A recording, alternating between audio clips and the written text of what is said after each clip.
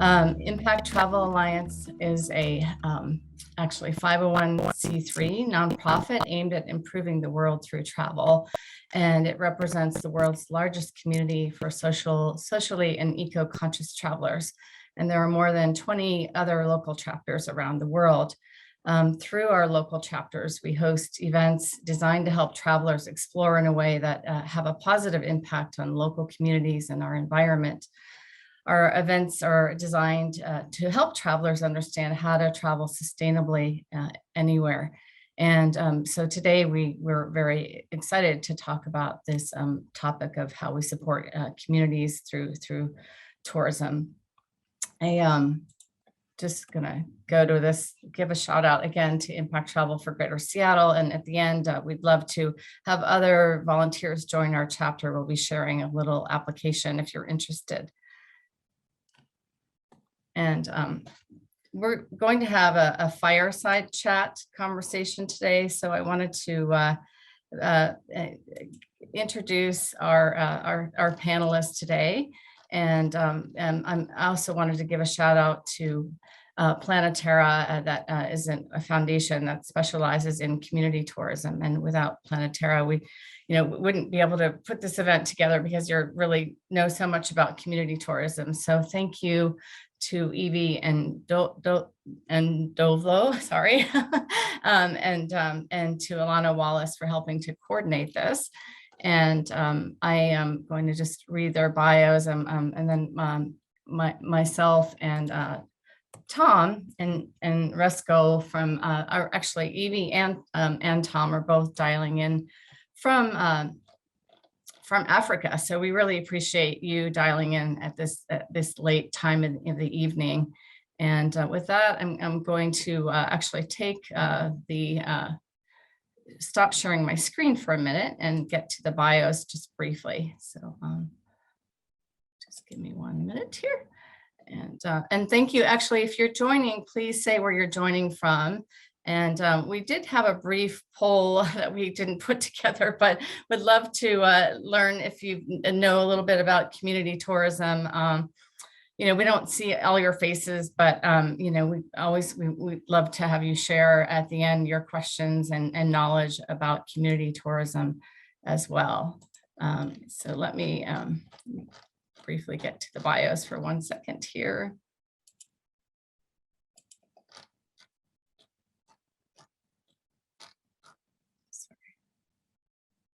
Actually, you know what? I think in the interest of time, I'm going to have Evie and Alana and Tom all introduce themselves since we're doing a fireside chat. So why don't you just take Alana? Why don't you start and we'll go around.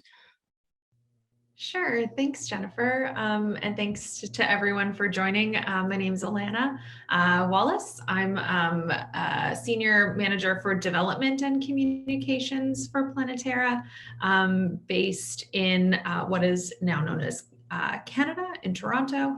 And I sort of just oversee our communications and development of the organization and support our wonderful field team, of which Evie is a member. So I'll hand it over to Evie to introduce herself. Thanks, Alana, and thanks everyone. Hi everyone, my name is Evie Ndlovu. I am currently in Zambia, but originally from Zimbabwe. I have been with Planetara for 4 years, and I'm working as the program manager regionally for Africa, the Middle East, and Europe. I do work a lot hands-on with our community tourism partners on the field, and helping them manage their experiences, and also just being a friend to them and assisting them with all the information that they might need, particularly over the last almost 2 years where things have been a little bit different with our tourism. So that's just a little bit about me. And one of our partners actually in Uganda is Aid Child. So I'm going to hand it over to Tom to introduce himself. Hi, Tom. Tom, we're not able to hear you, so maybe let me introduce yourself. I know you're the Chief of Staff of Aid Child, working in Uganda. Oh yes, My name is Tom Sereko, and I'm the Chief of Staff at HL Leadership Institute. I have worked with HL for 20 years now, right from the beginning. And we work here in Uganda. We work with orphans living with HIV.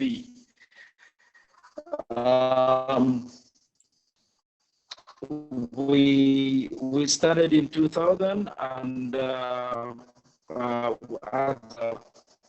right now we are training them to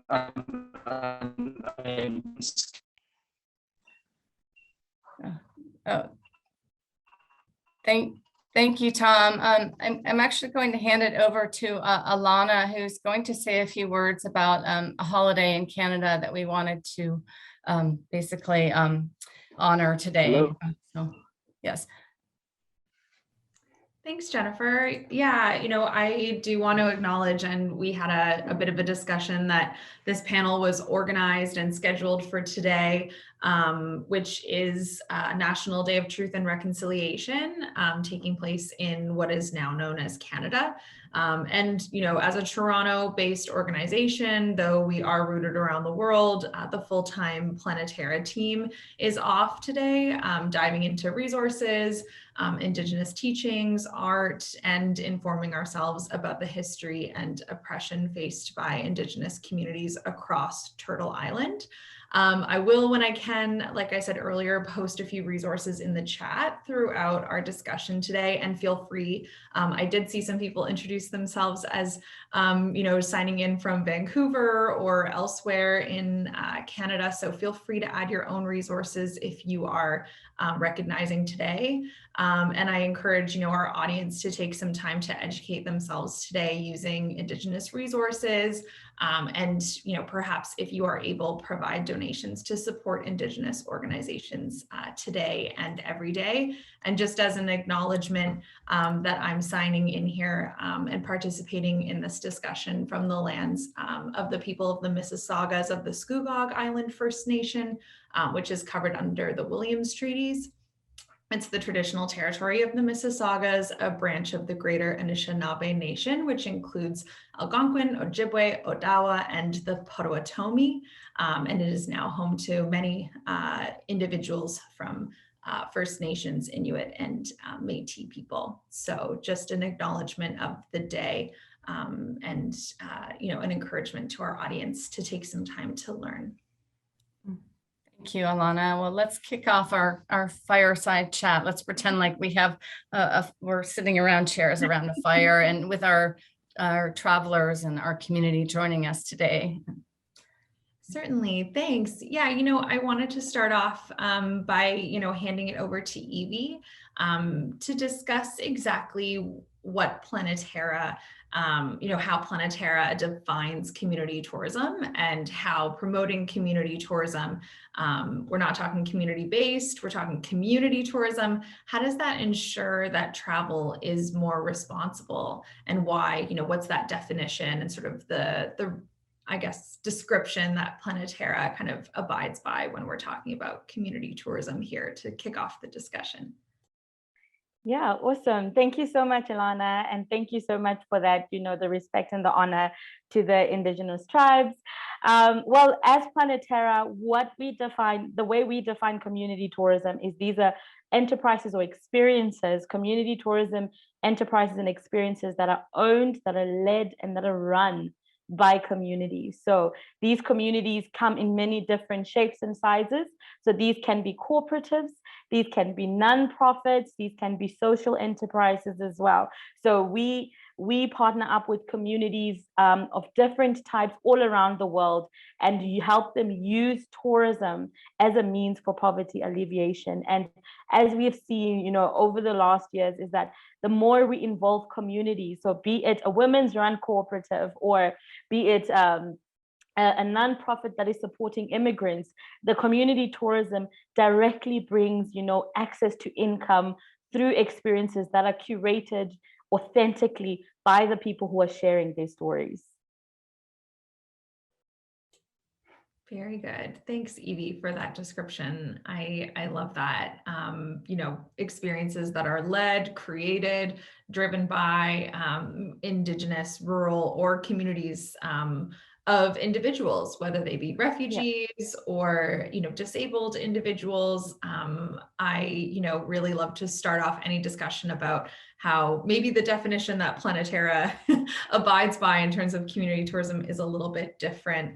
And, you know, Evie, you work really closely with these communities and the community partners that you work with in your region, like you described for Planetera. And you're also born and raised in one of the world's most iconic tourism destinations. I will let you introduce what destination that is. Do you mind elaborating to the audience? And since we're here discussing how communities can use tourism for their specific development goals, how exactly you work with communities and what you've seen kind of come out of connecting communities responsibly with the tourism industry. Yeah, awesome. Thank you. I mean, I come from one of the biggest tourism names in the world, Victoria Falls. Victoria Falls in Zimbabwe, which is commonly known all around the world. But you know, one thing that I have seen throughout my history and throughout my life and growing up in such a hub is that tourism itself, there's thousands and thousands of people that were coming through, coming in and coming out, but none of that money actually tangibly came into the hands of the communities, the local communities. So the local women were not benefiting from any way. The local men were either only employed in the hotels or in the safari companies, but there was actually no enterprises that were representing the local communities, that were run by the local communities, and that were sharing the stories of the local communities by the local communities. And you know, through my work with, you know, our partners all over, you know, in Africa, the Middle East, you know, I've seen that when communities themselves, when a group of women who are running a chicken run or chicken cooperative are given a chance to directly tell their story, to share their history, to share their experiences within the travel industry, they are making an income. They're making an income that they never imagined they could make. And also travelers are getting to experience, you know, firsthand. They're having a firsthand experience of the culture and the stories as told by the people. And I'm so passionate about this because, again, I'm coming from a town where there's hundreds and thousands of people coming in, but the local communities rarely benefited. So through our work at Planetera, we are working with communities to ensure that we give them the means, the resources, you know, and allow them to share their stories, to, you know, to do what they want and to participate in the tourism industry directly while benefiting their own homes, their own communities, and their towns and their cities. So that's one key thing to see, you know, when women are given $1 in their hands, that money is directly going to the woman, you know, just across the road who's selling tomatoes. That money is directly going to pay school fees for their children. And we're seeing these economies grow and grow, and women gaining confidence, and youth, you know, starting to find a path in the future. And I can go on, you know, the whole day just talking about this, but that's just a little bit about how, you know, community tourism directly benefits the communities that we're working with. I love that. Thank you, Evie. I mean, Evie and I work very closely together, and even before we both joined Planetera, we worked together. So we could go on, and we often do, particularly about how, you know, women can really, really stand to gain from a change in the tourism industry, a prioritization of community tourism, women-owned and run businesses, BIPOC businesses. So, you know, we could go on and on, surely, but I'm hoping we can ask Tom a quick question as well, because I understand that ALI Uganda and A Child, you know, they have a number of tourism-related businesses, including Airbnb rentals and the A Child Cafe and Gallery, which I have had the pleasure of visiting a couple of years ago. But I'm wondering, Tom, can you maybe explain a little bit about how A Child ALI Uganda uses these tourism businesses to raise funds for the nonprofit and for your work and operating the charity. Is Tom actually here with us? Tom isn't here. Okay, so he may be having technical difficulties, but I mean, maybe Evie, you've worked really closely with Tom, so maybe you can help answer that question. Oh, there he is. Okay. Well, we'll maybe I'll reframe the question for you, Tom, now that you've joined us again. But I had the pleasure of visiting the A Child Cafe and Gallery at the Equator in Uganda. And I had the pleasure of getting a tour from the interns at ALI Uganda, the Institute, where there are a couple of rooms that are rented out on Airbnb. So shout out to any of our attendees watching. If you are in Uganda, think about these ALI A Child businesses. Tom, are you able to elaborate a little bit about how the tourism industry has helped ALI Uganda with earning an income for your charity, for your work?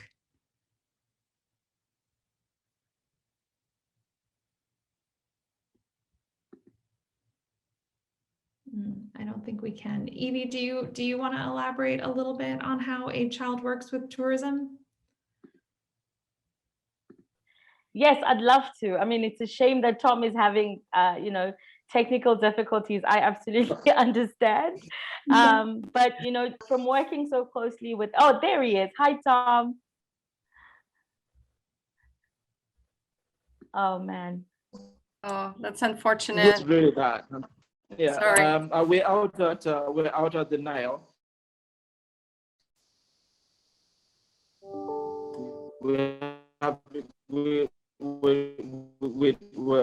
We're doing. Let me just go straight to your question. Yes, tourism. We are really excited and happy how tourism has managed to empower and motivate the interns at HL Leadership Institute. Here at HL Leadership, we do have an acronym that reads BECALM. That is BECALM. The B stands for highest and best. E stands for earn it, keep it. Communication stands for communicate. C stands for communication. L stands for alone you're not. And then L stands for little gardens. And M stands for make it beautiful. So the whole time we're working with our tourists, we implement our BECAM, this acronym, it does give exposure to the interns from different people of the world. So actually, it's an educational tool with the interns at HL Leadership Institute. And through this acronym, actually, they get to know that highest and best. This is when you offer the best that you can. So every time you offer the best that you can to a tourist, that gives you a chance to be recommended, and it gives you a repetition that you will always, our businesses will be given trust. Actually, it does create, because we offer the best that we can. So our interns learn to give the best of what they can and to take care of their little gardens. Little garden gives accountability. It gives a responsibility. So when our visitors come and visit our rooms, the interns are assigned to the visitors, and their full responsibility. They take care of them from the day they come until they leave. So it's teaching them to be accountable, and then the cultures too. The fact that visitors are coming from all over the world, so they get to understand how to work with different cultures. By the time, as is in Uganda, it's a multiple. We have 52 tribes, so different cultures. All these tribes have different behavior, and so by the time the interns leave HL Leadership Institute, they know how to work with people from different cultures. That's great, Tom. Thank you. Tom. That's amazing. Yeah. Yeah, Tom, I mean, I'm wondering if I can quickly ask you a follow-up question, since we've got you and everything seems to be going well. I know there's a certain amount of the operating budget, even of the organization, that comes from tourism. Can you speak a little bit about how you use these social enterprise, models to provide funding for your work at ALI Uganda? Oh no, I spoke too soon. It looks like I spoke too soon. Let's go back to our yes. Okay. Here we do look at making it beautiful.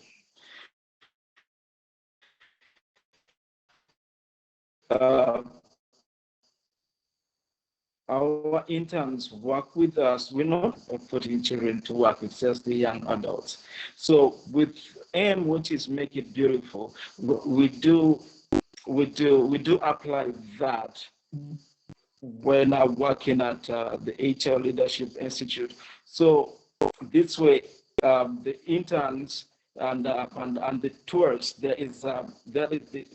it's a bridge that joins the locals that have the visitors have come to. I mean, the locals and the tourists. So the interns here get to know and tell them more about where they are and what they do, and then the interns get to know the importance of making things beautiful and earning trust.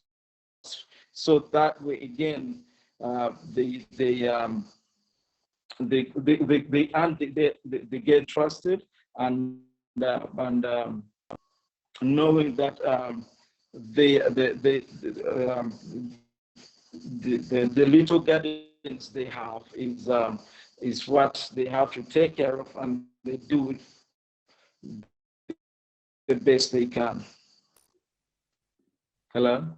Yeah. Thanks, Hello? Tom. That's great. Thank you for the details about the interns. I was lucky enough, like I said, to have some interns take me around the institute in Entebbe in Uganda. And it's really great to be able to provide those opportunities to young adults to learn a little bit more about the tourism industry, and to host your Airbnb rooms and learn about the hospitality, and provide a great standard through that model of product for travelers. So thank you so much for that. Jennifer, like bringing you in here to talk a little bit from the tour operator side and the industry side. We've heard from Evie and Tom about how travel has the power to really change people's lives. Evie spoke about women in Zimbabwe, and Tom spoke about the young adults earning the experience through the Airbnb rooms and hosting.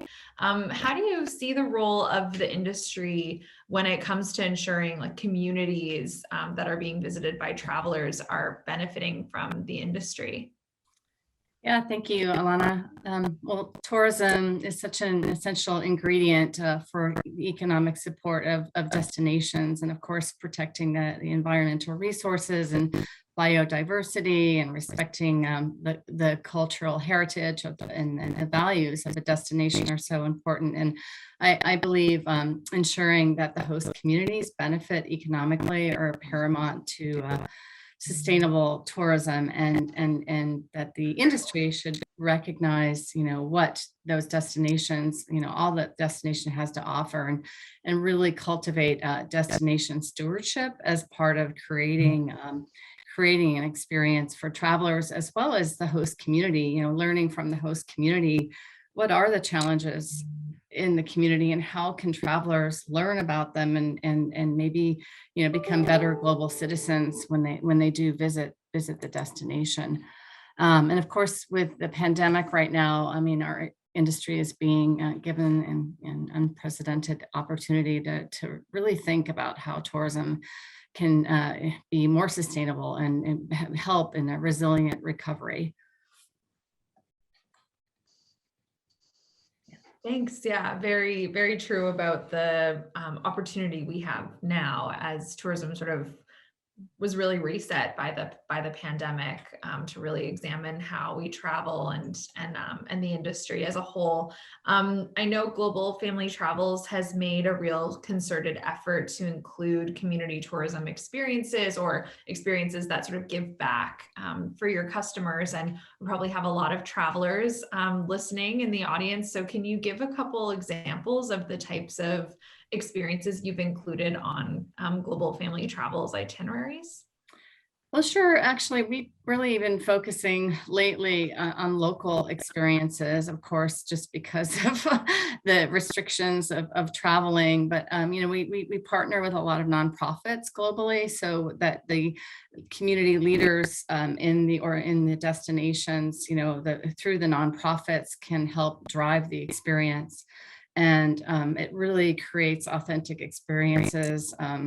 In Nicaragua, we work to build a community center hand in hand with a nonprofit, and it became a soccer field as well. So just really getting out there and learning from the locals and working side by side with the locals are great opportunities to learn so much.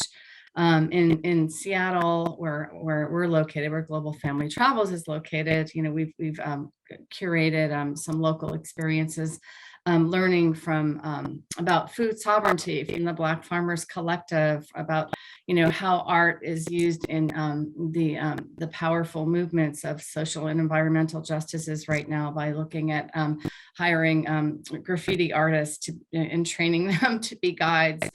So really supporting locals in developing tourism experiences, and then it allows travelers to really learn firsthand from the people who are in that world, in their world. So yeah, so it's exciting to see, and I'd love to see more of this in the industry. And Planetera, I'm happy we're working with Planetera now to really see how we can help train some of these guides and build more community tourism experiences both locally and globally, and hoping to get more travelers traveling globally in the near future.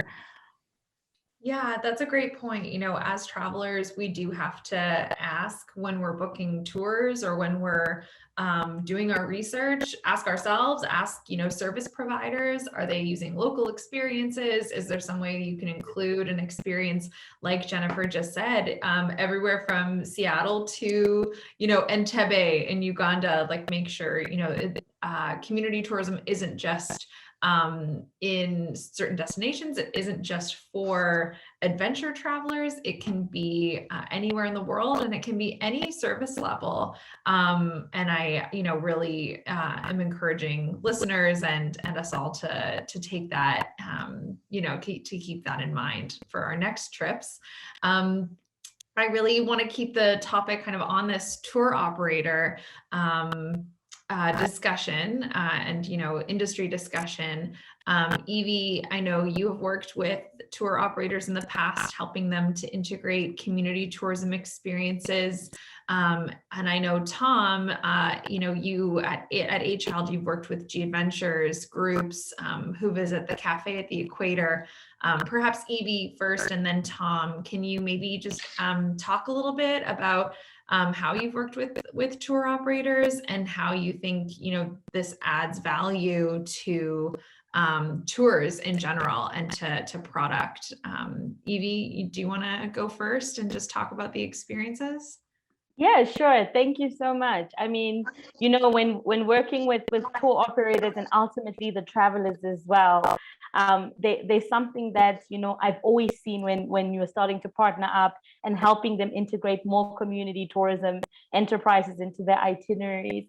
And one of those things is that it directly shows travelers that they care about where they're operating. So tour operators have a chance to show that they care about the destinations in which they're operating. A lot of their guides are local, so it's a chance to show their staff and their guides and their tour leaders as well that, listen, we care about where you come from, and we want to support, like in my culture, anyone who's the age of my mother is my mother. So a lot of the tour operators are seeing that, oh, this company I'm working for is supporting my mother, it's supporting my aunts, it's supporting my brothers, it's supporting my family in essence. And You know, and as we're working with that, and as we're working with tour operators, we always try to make sure that we are assisting them where the need is. You know, we always go in and say to tour operators, listen, we know there's 5 parts. So it's either the meal parts, travelers have to eat. So we will work with communities, you know, community enterprises that offer meals, traditional meals, express meals, experiences like hikes, walks, and treks, you know, that are locally conducted and locally run to showcase these experiences through the eyes of the communities. And also, you know, through like souvenirs, through like artisans and handicrafts. Everyone wants to buy souvenirs after a trip. So we will work with tour operators and say, hey, instead of just taking your clients, your tourists to just a stop where they can just buy a necklace or something, why not make an experience? Take this chance for them to understand the history behind these artisans, the stories of the artisans, and so forth. You know, we'll also work with tour operators in terms of accommodation, because we know travelers need a place to stay, travelers need a place to sleep.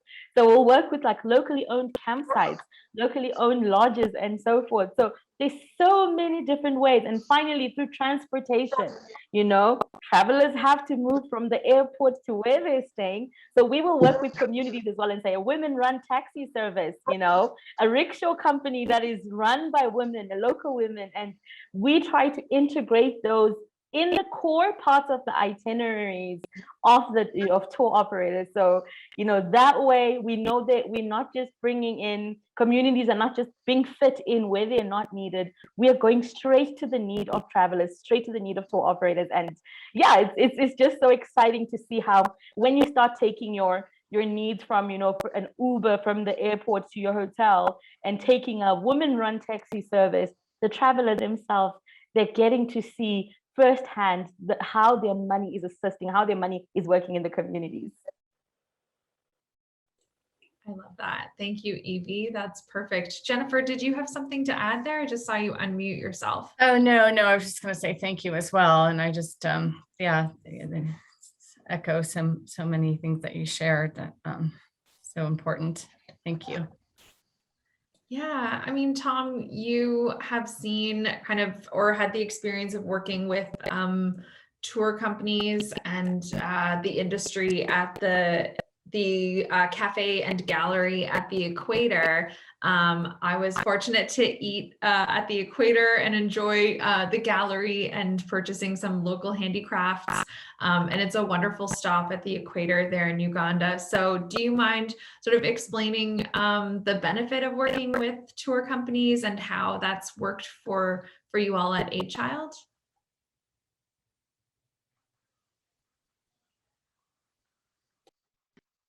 Oh yeah, thank you very much. At the gallery with the tour companies, mostly through the eyes of the guides. The guides that are recommended by the company, by the touring company. When you look at it, when you see this, the way the guides engage with the tourists, it's how they have been trained by the operating company. You know, as tourists, they intend to trust the guide. He's the only link between them and where they are. Everything the guide tells them is the truth, and they will believe that. So yes, if the company has really good guides, then it will be properly represented. The tourists will enjoy their trip, and for that reason,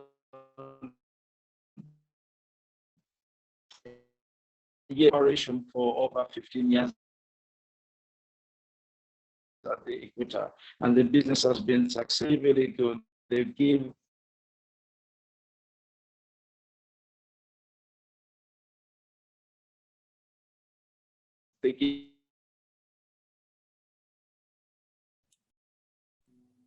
I'm sorry, we're having trouble hearing you, Tom. So maybe you can type in the chat a few things to share, and then we'll maybe move on to the next round of questions. Give honest information to the tourists. They give us that they've always communicated with us in time and in advance. Yeah, thanks, Tom.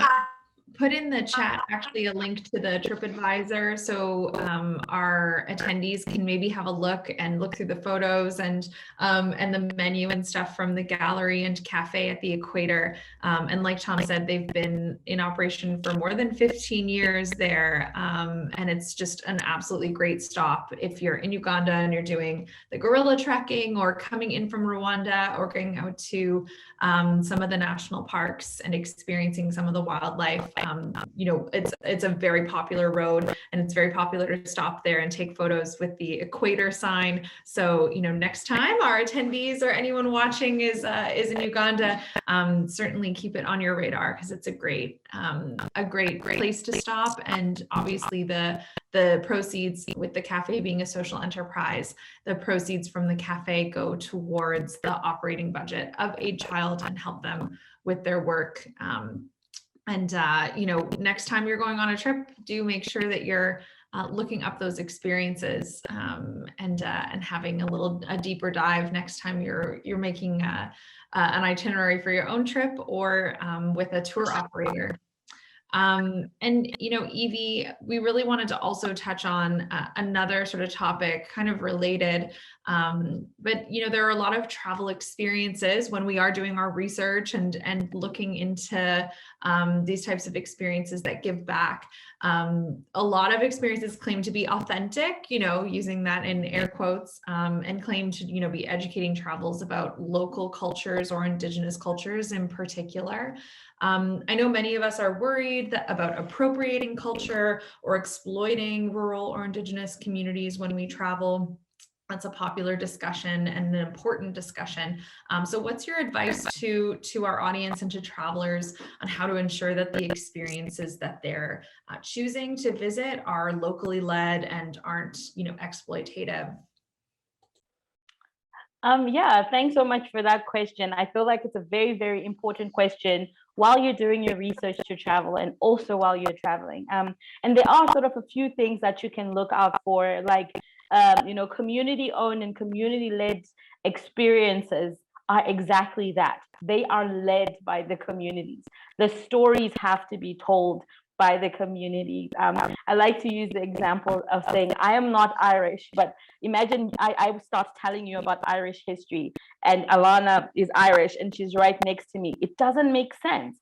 So when you are traveling, make sure the stories are being told by the local communities, the indigenous communities, and you can always see it. It's instead of there being a staff, it's a community owned place. The people that are working there or that are working, giving you the experience and the services are the people that are directly benefiting from it. So when your money goes into those hands, there are ways that you can see that, okay, this money is helping this community, this nonprofit that I'm supporting, these women that I'm supporting. But you can always tell by who's telling the stories and how they're telling the stories.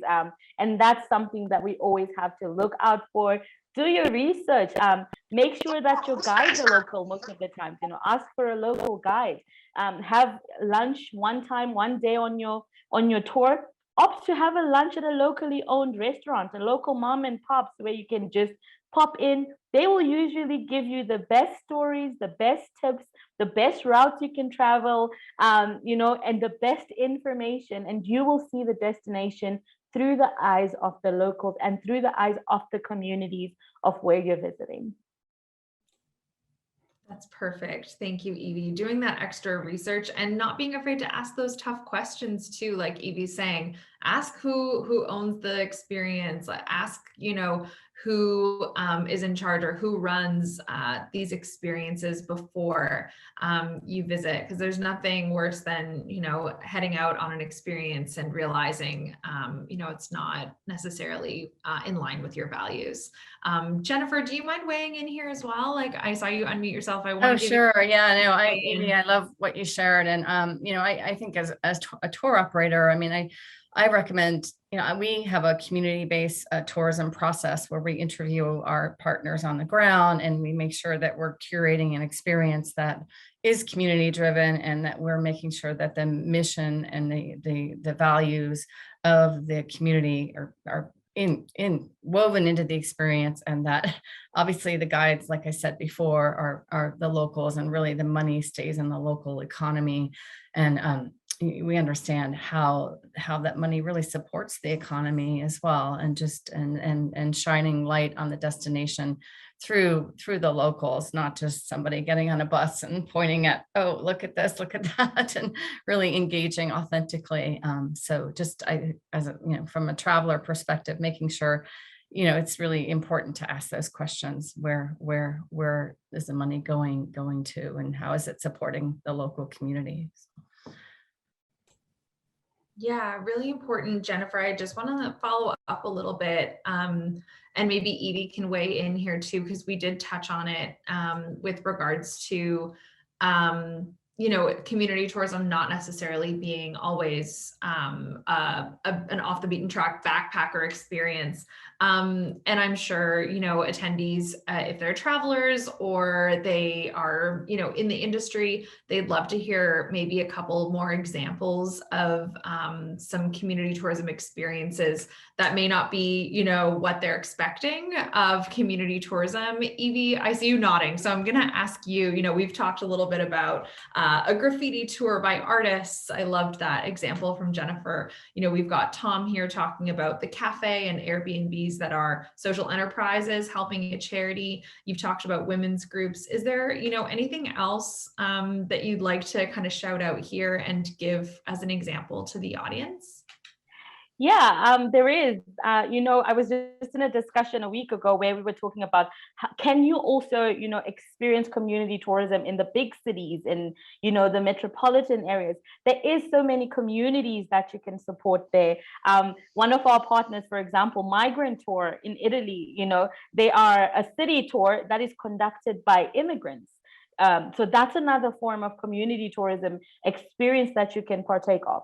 So there's also some tours that are conducted by people who were previously living with homelessness or houselessness that you can participate in as well. There's eco villages, there's sometimes you're going to a very beautiful village. There's eco villages that are run by local farmers or, local widowed women, and you can stay there. So it doesn't always have to be off the beaten path. And it can also be in your hometown. You'll be shocked in your hometown sometimes as you're deciding to just take a walk and get to learn more about your city or your hometown or your country. It's going to those places that, the income that you're bringing in is directly going to benefit the local community, be it a community as per individuals, a community as per organization, a community as a separate group of people that are living with different circumstances. So community takes different shapes and forms, and there's so many experiences. And like Alana mentioned in the chat, on our website, we've got so many different partners with so many different demographics and so many different experiences. I love that, Evie, really learning how to be a steward of your own community, not just when you travel, but really looking around you and supporting your community as well. I think that's so important. Thank you. I'm on mute. Oh, rookie mistake. I love that, Evie. I think that's amazing. I just was able to travel recently to Europe, and I did experience a tour in London with Unseen Tours. It was conducted by an individual who has experienced houselessness and been vulnerably housed. And the organization is a social enterprise and provides opportunities and assistance for people experiencing houselessness. And in Athens, in Greece, I was able to visit a Planetera partner, Scheria Home, which is a cafe and restaurant and bar that also, provides opportunities to individuals who are experiencing houselessness or being vulnerably housed, which is great. And these are, London, Athens, big, metropolitan cities. So these community tourism opportunities are everywhere. So, if there's a big takeaway for our audience, I think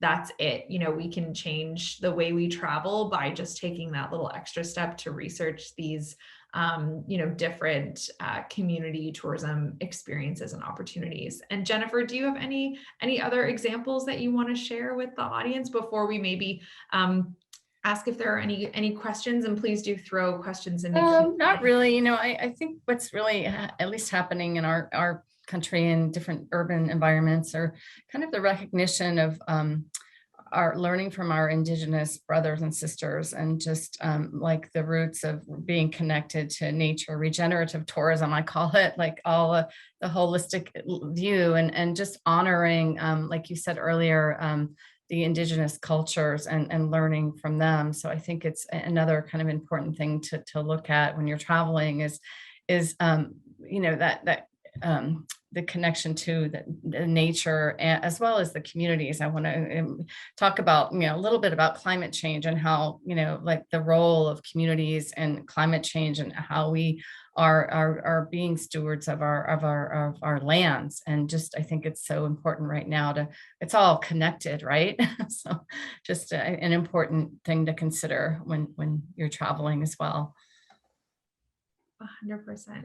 Yeah, thank you for that, Jennifer. I'm gonna just ask Barrett if there are any questions, and shout out to Barrett and Jody for helping us on the back end of this discussion and session. But are there any questions that have come through that you'd like us to answer? Yeah, so we have a question from a participant who asked, what do travelers gain through community tourism that they don't through non-community tourism?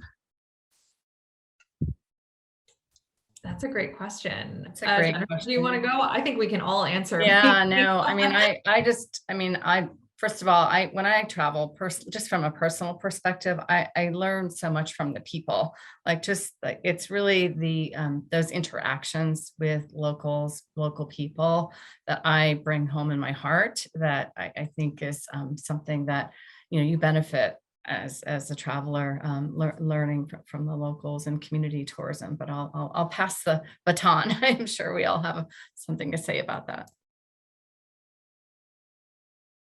Go ahead, Evie. Yep. I can say that, Jennifer said it really well. That there's the stories there. There's the authentic experience. The other thing is what you will benefit from experiencing community tourism is that your money, the money that you're spending while you're traveling, wherever you're traveling, is actually leaving your hand and going to the hands of the local communities.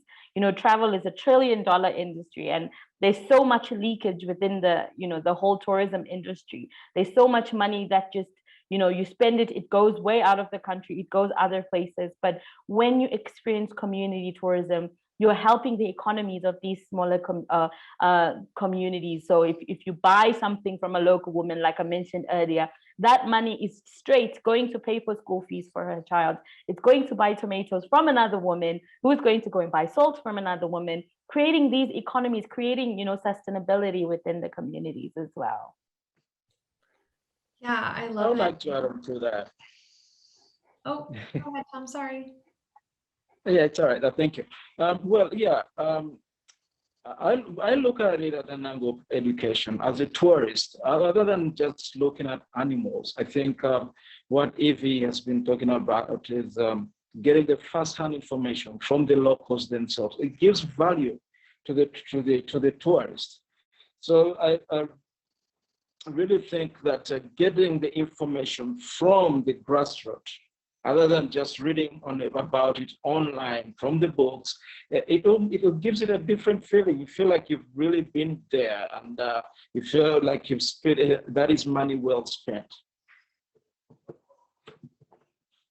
Yeah, Tom, I agree. And it's not just experiences too. I wanted to touch on, like, my entire kind of room here is filled with products, art that I bought directly from artisans. I think Evie might have been with me when I bought this elephant, print art from an indigenous artist in Botswana, from indigenous artists in Rwanda, or local artists. Like, it's not just the education that you get on the ground, like Tom said, is so important, but it's also those stories that you bring back with you, and the ability to just tell you all, I got this in Botswana from an Indigenous, artist from a San community, and the education that I can also provide to other people about how they can travel differently. I think there's something to be said for that as well, and making sure, again, that your money is staying in the hands of local artists, local people, when you bring those curios, that art back with you, because they're just such great conversation pieces. These elephants are from Pakistan as well. So, it's just so important that we have those stories that we can bring back, and also educate one another about how to travel differently in a way that benefits communities. Barrett, do we have any more Wonderful. questions? Yeah, we do. So we have a question from a participant. How does the experience with tourism connect with the hospitality management? That's a question that we got. Yeah. I'm not sure how that relates to community tourism, but another question that we have regarding tour operators is what kind of questions do you ask when you're vetting tour operators for community tourism? It's a great question. I mean, I can answer that. Global Family Travels works with a lot of tour operators around the world, and we focus on family travel. So obviously we're talking to tour operators about, family travel experiences, but also how vested they are in the different communities, and how closely they work with community partners and nonprofits, social enterprises, and if those experiences are all woven into some of the itineraries that they put together. So, we have a due diligence around both the community partners as well as the tour operators, and of course the legal side of things as well. So there's a whole checklist that is probably a whole nother topic for another webinar. But so yeah, it's a great question. Yeah, I'm going to shout out, we at Planetara have done a lot of work with G Adventures.